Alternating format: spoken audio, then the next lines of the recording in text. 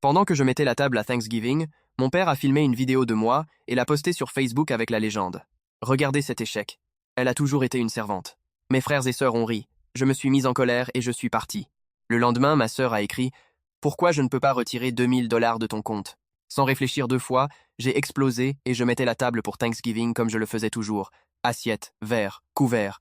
C'est comme ça que ça commençait chaque année. Tout le monde d'autre s'allongeait comme des invités dans un hôtel pendant que je bougeais dans la cuisine comme du personnel. Ça a été devenu tellement une routine que plus personne ne me remerciait. Je faisais le travail, ils le prenaient pour acquis. Et cette fois, je m'étais dit de rester silencieuse et de juste passer le dîner. Ma sœur était sur le canapé en train de rire faux à quelque chose sur son téléphone, et mon frère hurlait après la télé parce que son équipe perdait. Mon père a ouvert une autre bière avant midi. Ma mère était la seule à vraiment aider en glissant tranquillement la dinde dans le four. C'était le dernier Thanksgiving que je passerai jamais dans cette maison. Je ne le savais juste pas encore. Je n'ai pas vu mon père tenir son téléphone.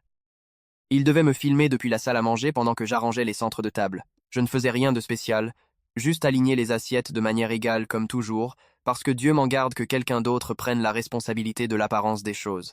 Je n'ai pas remarqué la vidéo avant que le dîner soit déjà sur la table. J'étais assise en face de ma cousine Lisa quand elle s'est penchée vers moi et a chuchoté. « Tu as vu Facebook ?» Mon téléphone a vibré. Une notification. Il y avait. Mon père avait posté un clip de 14 secondes de moi en train de plier des serviettes et d'arranger des fourchettes. La légende disait « Regardez cet échec. » Elle a toujours été une servante. Mon frère avait déjà commenté. Mao, elle croit encore qu'elle fait quelque chose. Ma sœur a répondu avec « Pas de mensonge pourtant. Visage avec larmes de joie. Visage avec larmes de joie. Visage avec larmes de joie. » Il riait de l'autre côté de la table comme si c'était une blague intérieure, comme si je n'étais pas assise juste là. Je n'ai rien dit. Je me suis levée, j'ai quitté la salle à manger, j'ai pris mon sac à main, et je suis parti. Personne ne m'a suivi. Je suis sorti droit de cette maison et j'ai continué à marcher pendant presque 10 minutes avant d'appeler ma tante. Elle a aussi quitté le dîner. Elle a dit qu'elle en avait assez de les regarder me traiter comme des ordures. Elle m'a récupéré au coin d'Eastwood et Cinq et m'a conduite chez elle. Cette nuit-là, je me suis allongé sur son lit d'amis entièrement habillé. Je n'ai pas dormi. J'ai juste regardé le plafond avec mon téléphone face contre le matelas à côté de moi. Le truc d'être la risée de la famille, c'est que ça n'arrive pas d'un coup. C'est lent. Ça s'accumule. Tu laisses passer une chose, puis une autre, et avant de t'en rendre compte, ton père te poste en ligne comme une blague, et tes frères et sœurs s'en mêlent comme si c'était leur job à temps partiel. Ce qu'ils ne savaient pas, c'est que j'avais économisé en silence. En travaillant plus de 50 heures par semaine. Sans sortir. Sans acheter de nouveaux vêtements. En sautant les vacances. En laissant ma sœur emprunter de l'argent sans jamais le rembourser. J'avais mis de côté plus de 20 et 1 000 $. Ils pensaient que j'étais stupide, fauché, faible. Cette illusion s'est brisée le lendemain matin. À 8h12, ma sœur m'a texté. Pas « Tu vas bien » ou « Où es-tu ?» Juste « Pourquoi je ne peux pas retirer 2000 $ de ton compte ?» Elle parlait de mon compte. Je l'ai appelé. Je n'ai pas crié. Je n'ai pas pleuré. J'ai juste mis les choses au clair. Le compte joint était fermé, et tout avait été déplacé. Elle a pété un câble. Elle a envoyé 6 messages d'affilée en m'appelant égoïste, manipulatrice, amère. Elle a dit qu'elle avait besoin de l'argent pour des trucs urgents. Sa définition de l'urgent étant des billets de concert et une marque de soins de la peau arnaque. À midi, mon père m'a envoyé un message. Pas pour s'excuser. Pas pour prendre des nouvelles. Juste, tu as toujours été dramatique. Grandi. Et c'est là que j'ai pété un plomb. Il ne savait pas où j'étais. Il pensait que je reviendrais en rampant. Il pensait que c'était juste un autre traitement du silence. Mais ils allaient apprendre quelque chose que je retenais depuis des années. Je n'étais pas juste en colère. J'en avais fini. Dimanche matin, le silence dans leur maison a dû commencer à sembler inhabituel. Plus personne qui claque des casseroles. Plus de pas qui se précipitent dans le couloir. Plus personne qui demande si quelqu'un a besoin de quelque chose. Je n'étais pas là et pour la première fois depuis des années, personne ne ramassait les morceaux. Je n'ai répondu à aucun de leurs messages. Ma tante a fait des gaufres et du café, on s'est assise sur son porche pendant 1 heure sans parler. Elle n'était pas du genre à forcer. Elle a juste dit « Quoi que tu décides, assure-toi que ce n'est pas par culpabilité. » J'ai hoché la tête. Mon téléphone a vibré 5 fois pendant le petit déjeuner. Je ne l'ai pas vérifié une seule fois. Vers midi, j'ai ouvert mon téléphone. Pas parce que je me souciais de ce qu'ils avaient à dire. J'avais juste besoin de confirmer ce que je suspectais déjà. La première chose que j'ai vue, c'était un nouveau groupe de discussion avec mes frères et sœurs. Je n'avais jamais demandé à être ajouté, mais il était là. Le premier message était une photo. Ma chambre. Tiroir tiré. Mon miroir brisé. Maquillage écrasé sous les pieds. Livres par terre comme des ordures. La légende sous la photo de mon frère disait juste « Jour de ménage ». Puis un deuxième message de lui juste en dessous. « Tu aurais dû emporter tes merdes avec toi. » J'ai figé. J'ai défilé et j'ai vu ma sœur intervenir avec « T'inquiète, on a sauvé tes cahiers d'ordures tous ». C'est là que j'ai senti quelque chose se déplacer dans ma poitrine. Je n'avais pas pleuré en partant. Je n'avais pas pleuré quand mon père a posté cette vidéo. Mais maintenant, assise là sur un porche tranquille en tenant un téléphone plein de preuves que mes propres frères et sœurs, des gens pour qui j'avais autrefois acheté des gâteaux d'anniversaire, avaient détruit les derniers bits de mon espace personnel, j'ai senti quelque chose de tranchant se poser dans mon ventre. J'ai appelé mon cousin Marc qui habitait à quelques pâtés de maison de mes parents. Il avait toujours été neutre, ne s'impliquait jamais dans le drame, mais je lui faisais plus confiance qu'à quiconque dans cette maison. Je lui ai demandé s'il pouvait passer et voir s'il y avait quelque chose de récupérable. Il n'a même pas hésité. 15 minutes plus tard, il m'a texté une photo de mon ordinateur portable, mon passeport et quelques documents assis sur le siège avant de sa voiture. C'était tout ce qu'il avait pu sauver. Il m'a dit de ne pas revenir, qu'ils avaient fouillé chaque tiroir, jeté des choses et même ouvert le coffre-fort où je gardais de vieilles lettres et cartes. Il a dit que ma sœur plaisantait en disant qu'elle allait brûler mes journaux. Je n'ai pas répondu à ça. Je ne savais pas quoi dire qui ne sonnait pas comme des cris. Cette nuit-là, ma mère a appelé. Sa voix était basse. Elle a dit qu'elle ne savait pas qu'ils allaient faire ça. Elle a dit qu'elle avait essayé de les arrêter. Elle a dit que mon père lui avait dit que c'était le moment d'apprendre une leçon à Rebecca. Elle s'est excusée comme si ça pouvait recoller quoi que ce soit. Je ne lui ai pas crié dessus. J'ai juste gardé le silence. Le silence au téléphone semblait plus lourd que tout ce que j'aurais pu dire. Je l'aimais encore, mais quelque chose en moi avait changé pour toujours. Le lendemain matin, j'ai déménagé de chez ma tante pour aller chez mon oncle et ma tante de l'autre côté de la ville. C'était plus grand, plus calme, et il y avait une chambre d'amis avec sa propre entrée.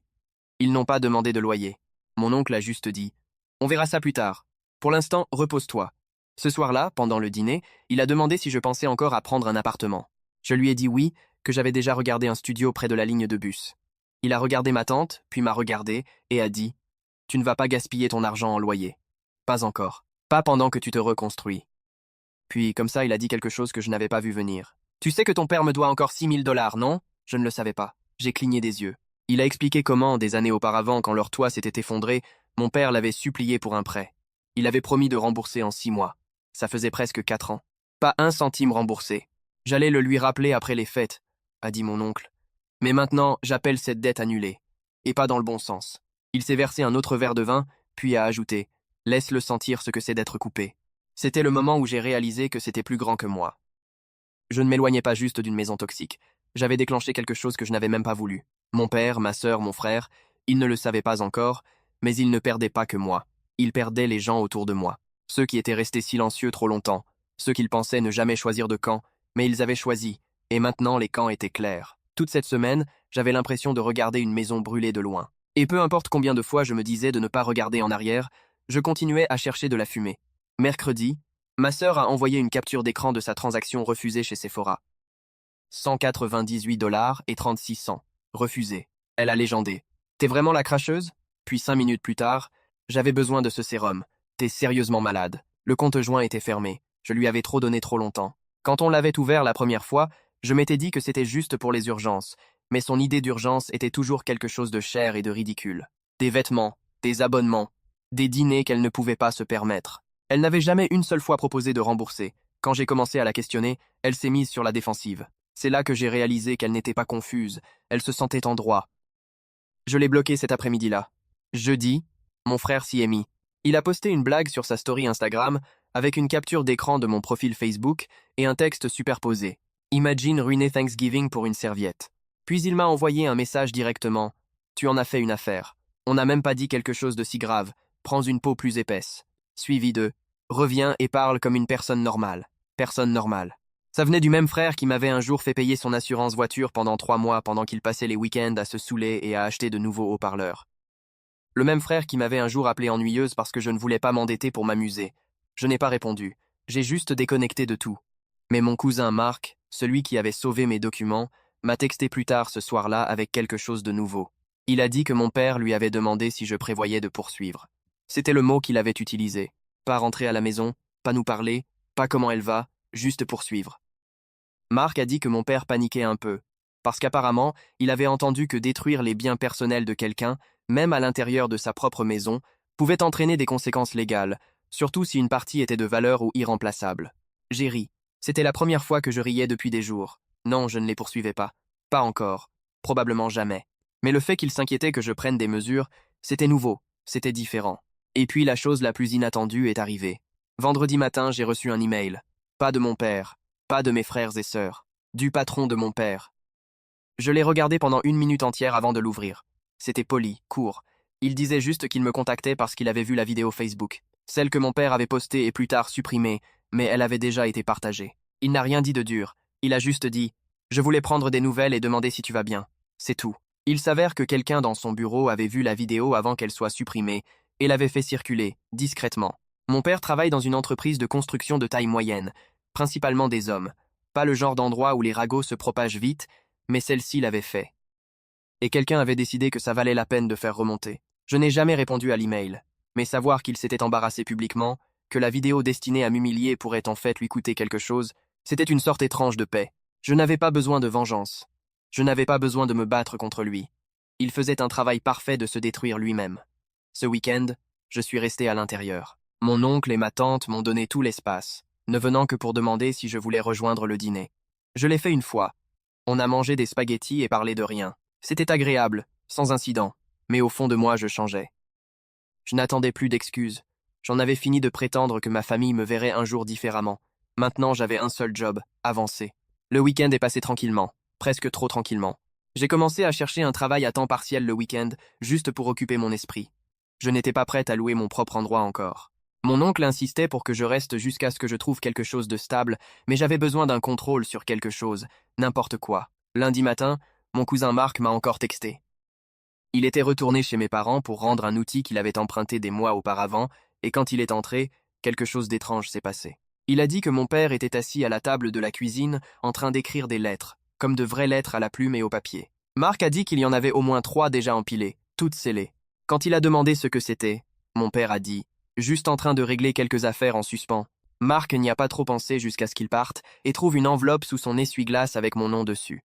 Il me l'a apportée directement. L'enveloppe était épaisse, trop épaisse, pour une seule lettre. Je l'ai regardée longtemps avant de l'ouvrir. À l'intérieur, il y avait 4 feuilles de papier pliées et 2 photographies. De vraies photos. Une de moi bébé avec ma mère qui me tenait à l'hôpital et une autre d'un camping quand j'avais 11 ans. Mon père avait son bras autour de moi sur celle-là, tous les deux souriant à quelque chose hors champ. J'ai déplié les pages. La première page n'était pas une excuse. C'était un bilan. Des puces, littéralement. Tu n'as jamais été facile à comprendre. Tu as toujours agi comme si tu étais meilleur que le reste d'entre nous. Je ne dis pas qu'on avait raison, mais tu as rendu facile de t'ignorer. Et puis ça, ta sœur a des problèmes. On le sait tous. Elle utilise les gens. Elle t'a utilisé. Tu l'as laissé faire. Puis la deuxième page a changé de ton. Est-ce devenu plus bizarre? Il a commencé à parler de choses qui n'avaient aucun sens. Il a mentionné un prêt qu'il avait pris à mon nom il y a 5 ans. Il a dit qu'il avait utilisé mon numéro de sécurité sociale et promis de le rembourser avant que je ne le remarque jamais. Il a dit que c'était petit, pas assez pour compter, qu'il n'avait pas eu le choix à l'époque. C'est là que j'ai arrêté de lire. J'ai couru dans le bureau de mon oncle avec la lettre. Il l'a lue 2 fois, a cherché quelque chose et m'a dit qu'on allait tirer mon rapport de crédit immédiatement. Quand il s'est chargé, je n'ai pas pu parler. J'ai juste regardé l'écran. Il y avait 2 cartes de crédit que je ne reconnaissais pas, toutes 2 ouvertes à mon nom. Une avait un solde de 2400 $. L'autre était fermée, mais montrait encore un paiement manqué de 3 ans auparavant. Il l'avait vraiment fait. Il avait utilisé mon nom pour obtenir de l'argent dans mon dos. Il m'avait volé mon identité et ne m'avait jamais dit. Je n'ai pas pleuré. Je n'ai pas crié. J'ai juste resté là à tenir cette photographie de l'hôpital. Mon oncle s'est levé et est sorti de la pièce. 10 minutes plus tard, je l'ai entendu parler à quelqu'un au téléphone. Allez, sérieux. Quand il est revenu, il a dit « On le signale aujourd'hui. Tu ne vas pas laisser ça passer. » Je n'en revenais pas. Mon propre père avait commis une fraude. Pas juste des conneries émotionnellement manipulatrices. Un vrai crime financier contre moi. Et il avait le culot d'envoyer une lettre comme si c'était une confession tordue. J'ai passé le reste de la journée au téléphone avec les agences de crédit, fermant des comptes, gelant des rapports, mettant en place des alertes de fraude. J'avais l'impression de nettoyer un bordel dont je ne savais même pas qu'il existait. Mais voilà où ça a été encore plus étrange. Ce soir-là, après le dîner, ma mère a appelé. Je n'ai pas répondu. Puis elle a texté. « Il y a quelque chose dans ta chambre que tu dois voir. » Je ne les ai pas laissés y toucher. Je l'ai ignoré au début. Je ne faisais confiance à rien de cette maison. Mais la curiosité s'est glissée. J'ai encore texté Marc, demandé s'il pouvait vérifier. Il y est retourné le lendemain matin, a trouvé une boîte à chaussures sous mon ancien lit avec mon nom écrit au marqueur noir. À l'intérieur, il y avait des reçus, des cartes de vœux déchirées et des notes, des choses que j'avais écrites quand j'étais plus jeune, y compris une lettre que je m'étais écrite quand j'ai eu 18 ans. Une lettre stupide pleine d'espoir et de projets. Mais sous tout ça, il y avait quelque chose à laquelle je ne m'attendais jamais, un livret de banque. Ma mère avait ouvert un compte à mon nom quand j'avais 14 ans. Elle y avait mis de petites sommes, 50 dollars par-ci, 20 dollars par-là, et avait économisé plus de 3000 dollars sur ce compte au moment où j'ai eu 21 ans. Mais je n'avais jamais vu cet argent. Je ne savais même pas pour le compte. Elle ne me l'avait pas dit parce que mon père l'avait vidé 2 semaines après que j'ai eu 21 ans. Il pensait que je savais. Il pensait que je l'avais dépensé. Je ne l'avais pas fait. Maintenant, tout devenait clair. Il ne m'avait pas juste manqué de respect. Il m'avait volé. Il avait enterré mon avenir sous des blagues, du contrôle et des mensonges. Et mon frère et ma sœur, ils étaient juste restés là à rire, ne demandant jamais comment je pouvais travailler 2 jobs et encore vivre comme si je n'avais rien. Cette nuit-là, j'ai pris ma décision. Ils n'étaient pas juste toxiques. Ils étaient dangereux. Mardi matin, j'avais tout ce dont j'avais besoin, la preuve des cartes de crédit à mon nom, le livret de banque vidé, la lettre que mon père avait écrite comme si c'était une entrée de journal que personne ne verrait jamais. Mon oncle m'a aidé à tout scanner. On a fait un dossier étiqueté fraude et vol et on l'a envoyé à une avocate recommandée par un collègue. Je me suis assise en face de l'avocate et l'ai laissé le feuilleter. Elle était calme, professionnelle. Après 10 minutes, elle a levé les yeux et a dit « Il a commis plusieurs crimes fédéraux. Si tu veux porter plainte, on peut commencer tout de suite. » Je n'ai rien dit. J'ai juste hoché la tête. Pas parce que j'étais prête à envoyer mon père au tribunal. Je n'étais pas sûre de l'être un jour. Mais parce que je voulais qu'il sache que je pouvais, que je n'avais plus peur. Le truc bizarre, c'est que je ne me sentais même plus en colère à ce moment-là, pas de la façon hurlante rouge vif. C'était plus calme maintenant, plus froid, le genre de colère qui regarde juste, le genre qui attend. Cet après-midi-là, quelque chose s'est passé qui a tout retourné encore une fois. Ma mère est arrivée. Elle n'a pas appelé d'abord. Elle s'est arrêtée dans une vieille berline que je ne reconnaissais pas et est restée dehors dans l'allée jusqu'à ce que je sorte enfin. Mon oncle a proposé de venir avec moi, mais je lui ai dit de rester. J'avais besoin de voir ce qu'elle avait à dire face à face. Elle m'a tendu un sac d'épicerie. À l'intérieur, il y avait un tas de trucs aléatoires. Une vieille clé USB, quelques photographies de moi enfant, une pile de certificats de l'école, et au fond quelque chose de lourd, mon journal de lycée. Le même que je pensais avoir été jeté. Elle l'avait sauvé. J'ai pris ce que j'ai pu, a-t-elle dit. Il voulait le brûler. Je lui ai demandé pourquoi elle était même là. Elle n'a pas hésité. Je le quitte. Je l'ai regardée en essayant de décider si je la croyais. Elle n'a pas attendu que je parle. Elle a dit qu'elle avait déjà rencontré une avocate. Elle le planifiait depuis des mois. Elle n'avait juste dit à personne. Et puis, sans cligner des yeux, elle m'a dit autre chose. Apparemment, pendant des années, mon père avait emprunté de l'argent à des parents en utilisant mon nom, disant aux gens que j'étais malade, que j'avais besoin d'aide pour les frais de scolarité, que je traversais une crise privée. Ce n'était pas juste les 6000 dollars de mon oncle. Il y avait aussi 4000 dollars du père de mon cousin, encore 3500 dollars de ma grand-tante, qui était à la retraite et vivait de la sécurité sociale. Il avait dit la même chose à chacun d'eux. Ne dis rien à Rebecca, elle est embarrassée. Je n'ai même pas pu parler. Elle a sorti son téléphone et m'a montré des captures d'écran des virements bancaires. Ils s'étaient tous passés dans un laps de temps de 6 mois, pendant la même période où je travaillais 2 jobs et peinais à me permettre de l'essence.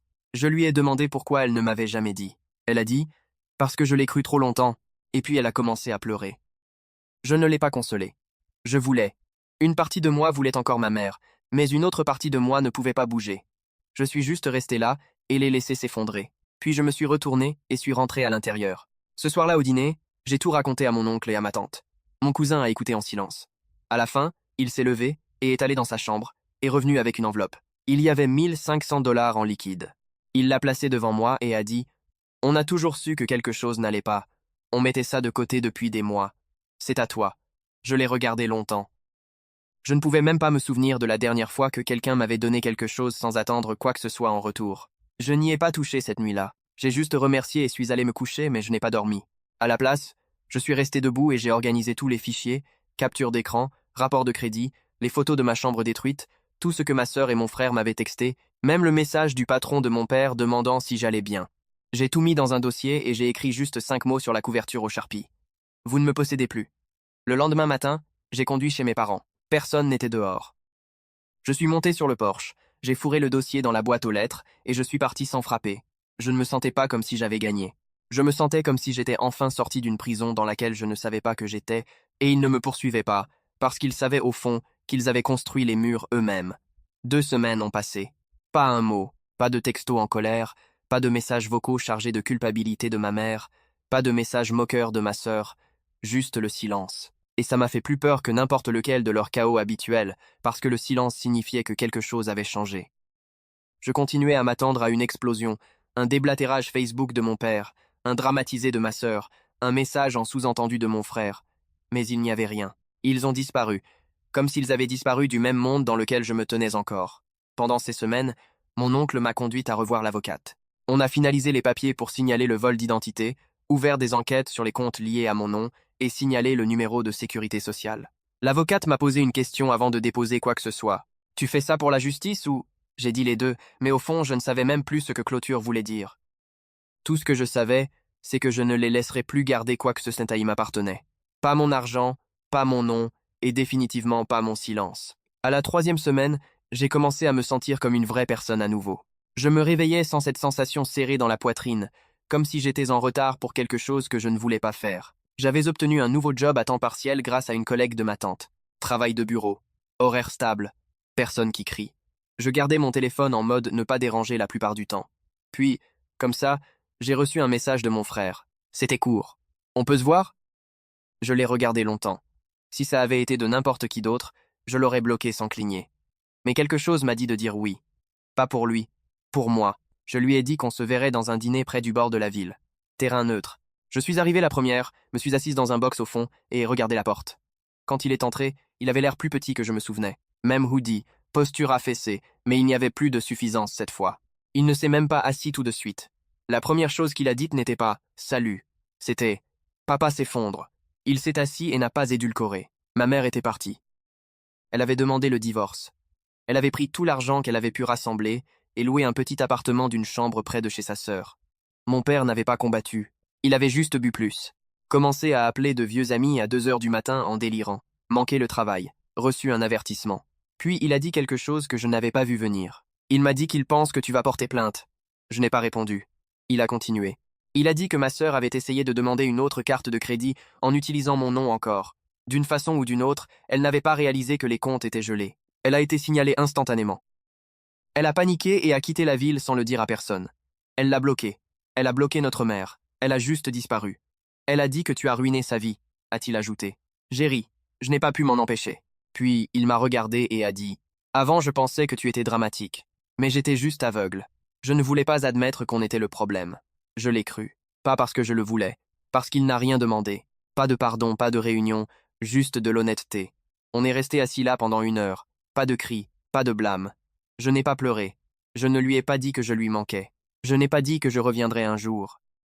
J'ai juste dit « Ne parle plus jamais pour moi.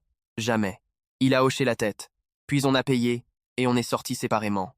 C'était la dernière fois que je l'ai vu. De retour à la maison, mon oncle m'attendait à la table de la cuisine. Il a demandé comment ça s'était passé. J'ai dit « Civil ». C'était assez bien pour lui. Puis il a dit quelque chose à laquelle je ne m'attendais pas non plus. « Tu ne vas nulle part, pas encore.